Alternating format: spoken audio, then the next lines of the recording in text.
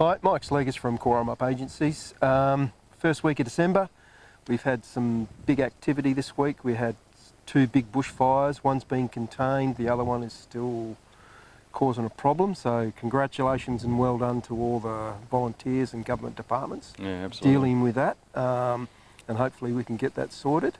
So I'm here with Jim Campbell-Claus, and we're going to talk about the season up to date and going into the new year. Welcome, Jim.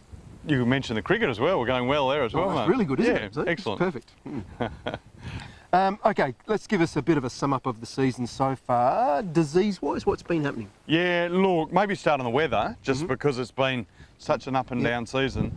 And previously we've been talking about how cool and overcast and when's summer coming. And, you know, I think mid-November we started getting a bit of heat. And now into December we're getting lots of heat. So I think what we're going to see this season is variability. It's cooled down again now, but we've had some wind, we've had some heat, we've had drizzle. Yeah, so everything has been thrown at us, which obviously impacts disease pressure. So earlier on we were talking about powdery mildew and maybe not a lot of pressure, but I think that has changed big time now. So now we've got bigger canopies, we've got humidity. Yeah, disease pressure for powder will be high. And I tell you what, the day before Christmas, you get phone calls, people ringing up and saying, I've got this white stuff in the vine. So yeah, it is the time to be careful. Don't slow down on your sprays. Powdery pressure is really high. We also mentioned last time downy mildew. So I have seen some downy mildew north of here. So the heat and warmth is seeing that happen. Saw that at flowering. So that's a bit scary. I think if you've got good protection sprays on, that won't be an issue. Last time we also mentioned botrytis, so it looks like it's going to be a tough botrytis season. Fruit set's good, and we'll talk about that in a little while, but the bunches look like they might be quite tight. We've had wet and humid conditions coming into flowering. We have had a nice even flowering, but I would just make sure, canopies are open and you're sort of managing that sort of botrytis issue, because the way the season's going, they're talking about a wet summer. We'll need to be careful with. You need to have your canopies in shape, shoot thinned, leaf plucked, and sprays up to date. Yeah, I think so. Yep. Perfect. Yeah. Flowering and fruit set. Yeah. Pretty good. Yeah. Look, particularly with Chardonnay, unusually we had perfect conditions. We had warm, dry, clear conditions over flowering for most of Chardonnay. So Chardonnay flowered beautifully. We got really good fruit set. So yeah, Chardonnay's in huge demand. So hopefully we're going to have pretty good bunch numbers and reasonable bunch sizes. So we're going to hopefully have some reasonable crops of Chardonnay. Because it's been such a cool season, we're still going through flowering, getting to the end of flowering of some later varieties, particularly Sauvignon Blanc. Cabernet's gone through reasonably early, so most of the Cabernet's sort of through, most of the Shiraz is through now. So yeah, we're sort of in the berry development stage for the rest of the season now, but yeah, I think we had pretty good conditions over flowering. Sauv Blanc has been a bit slow to get going? Yeah, amazing variety because it does nothing and it flowers last, and then you get a burst of heat and it just bang and the fruit's there and it ripens. But yeah, this year it is slow, it is still flowering, and the canopies are still slow, but yeah, we'll talk about soil moisture, but if you've got good soil moisture and warmth, we should see good development of the Sauvignon Blanc.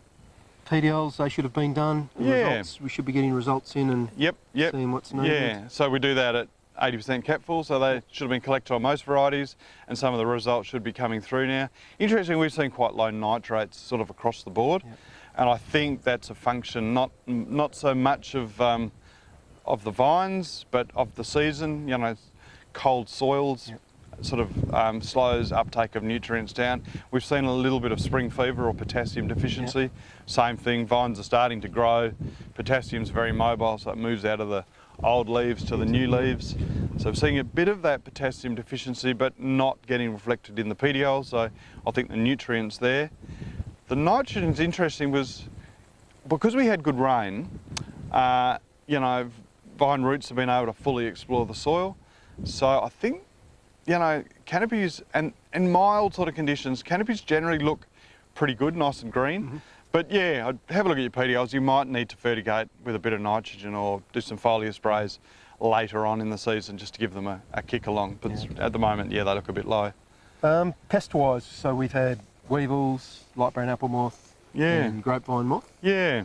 The weevil numbers don't seem to have been too bad. Yeah, they've been there, but not. No, exactly. It's been a surprise. When you have small canopies, you expect the weevils to really hammer them, but I think it was too cold for them. Yeah. So weevils have been okay. Snails, finally, you know, with treatment and with some warmth and heat, have sort of not too bad. But the interesting one is, like as you mentioned, light brown apple moth. So I've seen a fair bit of that around. That's an issue for botrytis further down the track. So monitor and check and treat if you need to. There's some nice dipel and interest. So we've got some good products for that. So. Perfect. The other one we've seen is the Australian grapevine moth. So yeah, and they're big, so you can get a few of them, and they just like eating leaves. Yeah, so huge numbers. And in sites that don't use insecticides, yeah, you can see big numbers, and we've needed to treat them in a few places. Again, dipel works. The smaller the better. And basically, you know, in a couple of days they're dealt with. But the numbers are high, and they can defoliate. So yeah, I'd be watching out for them. Have a good look around your vineyards and make sure it's all sorted. Irrigation. What would be the strategies now? Yeah, we had beautiful rain in winter and early spring. It did dry off. November was pretty dry. December's been quite hot. So yeah, and things are going through flowering. So yeah, make sure your soil moisture is up. In fact, with the spring season, we have had a lot of undervine growth under the vines. So they're competing with the vines. So yeah, we've started to need to irrigate young blocks and lighter soils. We've tried to make sure we've got water on it flowering for most of the for the whites. Yeah, so yeah, absolutely. Yeah, check your irrigation systems and get them all working and flowing. So sort of with that, we talked about that under vine. So we obviously had to do a lot of slashing this year. In some sites we've done a double pass to get under the vine to treat that. But with the fires you mentioned, yeah, just be super careful. Have fire extinguishers on site. We've lifted the slashes a little bit, so you're not hitting the rocks or anything. Absolutely. To start sparks. But just being very careful with conditions. I mean, the fires are so busy with some big fires that they don't want to be dealing with stuff that can be avoided. Absolutely. Yeah. So take note of fire warnings, and if there's been called, leave the tractor in the shed, etc. Absolutely. Yeah. If it's too hot. Yeah. Perfect. That's about the wrap for the season. Yeah, no, it's looking pretty good. Like to wish everyone a Merry Christmas. Absolutely. And same to you, Jim. Thank you, Have Mark. a great Christmas. Thank you very much. We'll have another chat in the new year. Sounds good. Good. Champion. Thank you very much.